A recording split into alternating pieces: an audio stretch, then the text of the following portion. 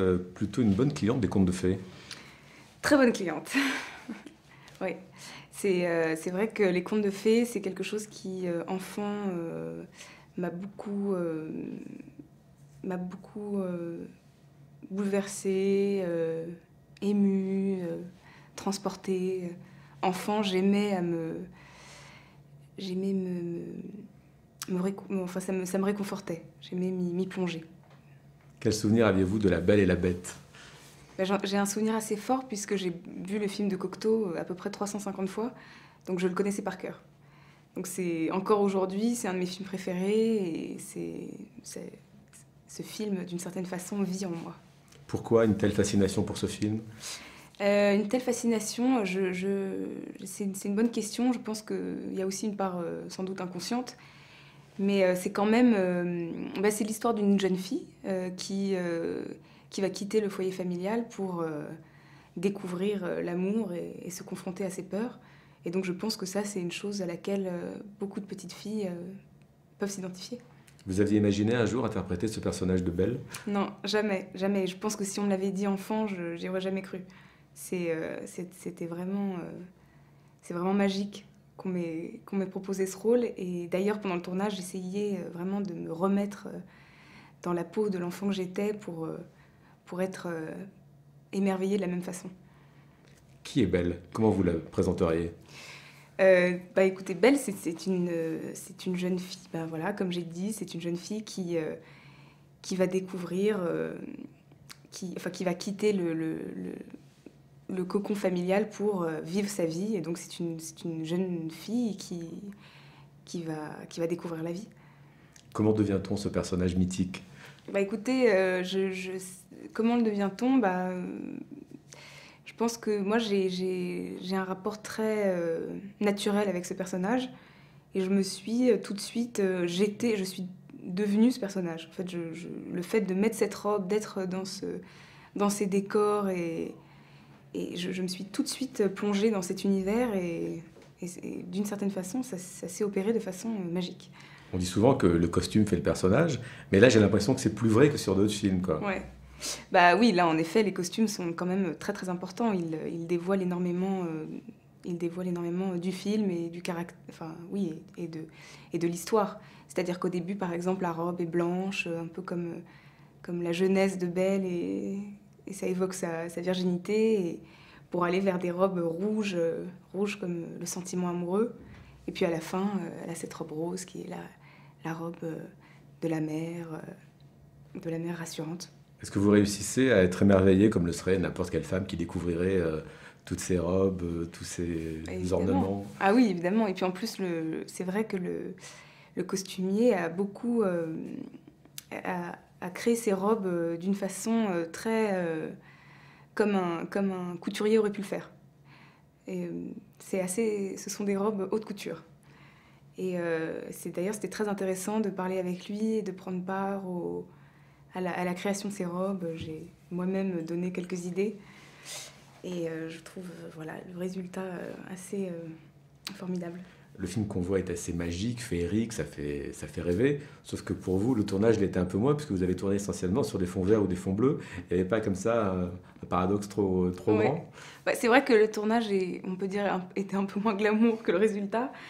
Oui, c'est très technique. Et puis c'est des caméras dans tous les sens, des plans, des travelling, des plans sous-marins, des plans...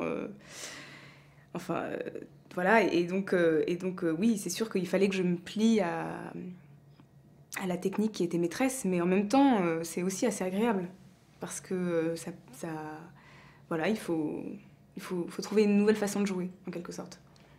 Alors, vous avez des partenaires magnifiques, que ce soit Vincent Cassel, Dussolier, Audrey Lamy, Sarah Giraudot. Ce sont des gens que vous connaissiez pour la plupart. Vous les avez découverts sur ce film? Je les ai quand même découverts sur ce film. Après, je connaissais, bien sûr, j'avais vu André Dussolier dans plein de films, et puis et Vincent Cassel, évidemment. Mais j'ai beaucoup aimé aussi la partie avec les sœurs. Et je trouve qu'elles apportent une vitalité, comme ça, quelque chose de très comédie, que je trouve très drôle. Et j'aime bien justement les différents aspects du film. Parlez-nous de la Bête. Quelle est votre vision de ce personnage? Comment l'avez-vous trouvé? Écoutez, la bête, bon, c'est sûr elle me faisait pas si peur que ça, puisque Vincent avait un gros costume, mais il n'avait pas de visage. Donc il n'avait qu'une croix verte à la place du visage. Il fallait imaginer, là vraiment, j'ai fait un grand travail d'imagination pour imaginer que c'était une bête effrayante et monstrueuse. Quand vous avez découvert le film, sincèrement, est-ce que vous avez été agréablement surprise en vous disant, bon, tous ces efforts valaient la peine, quoi. Ouais. Ah bah bien sûr, évidemment. Non mais c'est sûr. Et puis de toute façon, c'est vrai qu'on est un peu frustré peut-être pendant le tournage parce qu'on se dit ah mais on peut pas voir exactement le rendu du film. Il faudra attendre 1 an pour voir vraiment le résultat puisque Christophe a travaillé. Ça a duré en fait, on a tourné il y a 1 an. Juste après le tournage, il est rentré en post-production et donc tous les effets spéciaux arrivaient les uns au compte-gouttes.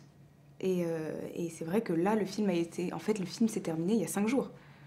Et il sort là maintenant tout de suite. Alors que, donc voilà, là j'ai découvert le film très récemment. Tourner avec Christophe Gans, c'est moins conflictuel qu'avec Abdelkachiche? Bah c'est, je ne veux pas, c'est, je ne dirais pas ça, mais chaque film, voilà, chaque film a une fabrication différente. Celui de Christophe, c'est un film différent des films que j'ai pu faire auparavant. C'est un film assez visuellement assez incroyable et c'est vrai que je suis contente de faire un film comme ça qui s'adresse à tout le monde. 2013 et sans doute 2014, c'est un peu votre année. Ouais. Comment vous vivez tout cet emballement de la profession, toute cette surexposition médiatique? C'est vrai qu'il y a une exposition qui a été assez forte, mais vous savez, j'essaye de pas trop m'attarder là-dessus. C'est possible de garder la tête froide malgré tout ça? Oui, non, mais évidemment. Non, mais puis en plus, c'est vrai que enfin, il y a des choses. Voilà, c'est comme on fait des films. Il y a un moment, il faut accepter que les choses ne nous appartiennent plus.